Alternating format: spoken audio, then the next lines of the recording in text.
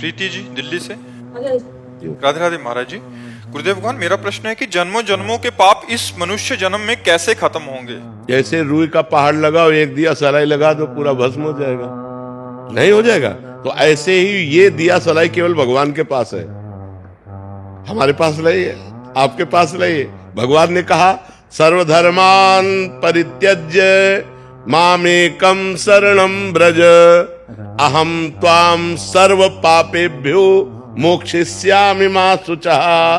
तू सब धर्म कर्म को मेरे समर्पित करके मेरी शरण में हो जा, मैं तेरे सारे पाप नष्ट कर दूंगा।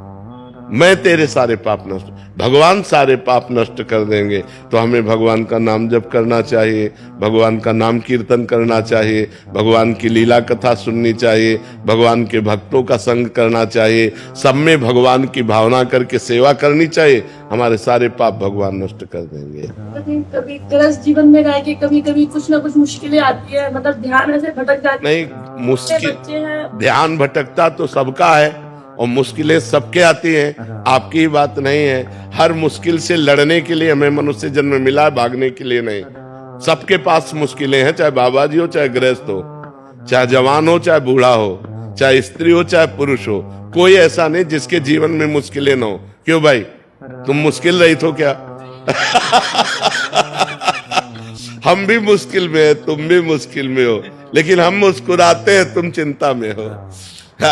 मुस्कुराहट बनी रहे मुश्किलों में, इसीलिए मनुष्य शरीर मिला है। और वो तभी हो सकता है जब भगवान से जुड़े हो। अगर भगवान से नहीं जुड़े तो आप मुस्कुरा नहीं सकते, पक्का समझो।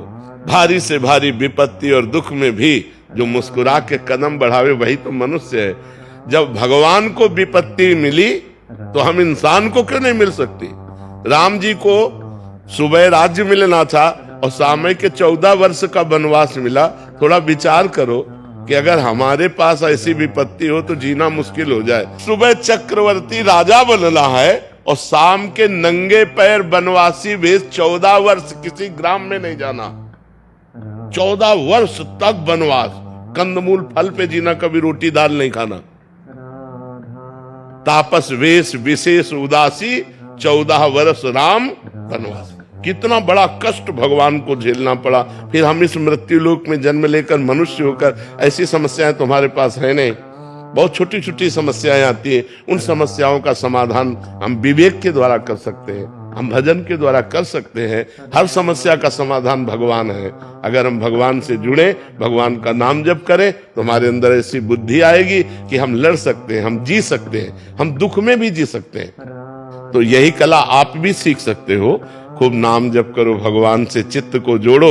मरना तो है ही यार, एक दिन तो मरना ही है सबको। रो रो के क्या मरना है यार, आनंद पूर्वक। आज हमें दुख है तो मुस्कुरा के जीते, कल सुख आ जाएगा, अपने आप आ जाएगा। जैसे दिन है वैसे ही रात आई दुख, दिन आया सुख, ये एक क्रम चलता रहता है। दुख सदैव कोई दुखी नहीं रहता और सदैव कोई सुखी नहीं रहता। सब दिन होत ना एक समान, दिन बदलते रहते हैं। तो हमें चाहिए मुश्किलों में हम कमर कस ले कि हम मुश्किल आई है, अब मुझे भगवान का सहयोग लेकर इसे जीतना है, इससे हारना नहीं है।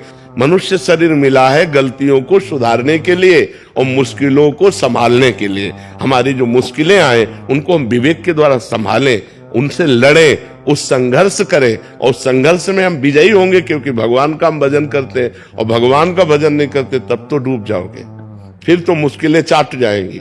अगर भगवान का भरोसा है और भगवान का भजन है तो बड़ी से बड़ी मुसीबत से भी निकल जाओगे, पक्की बात समझो।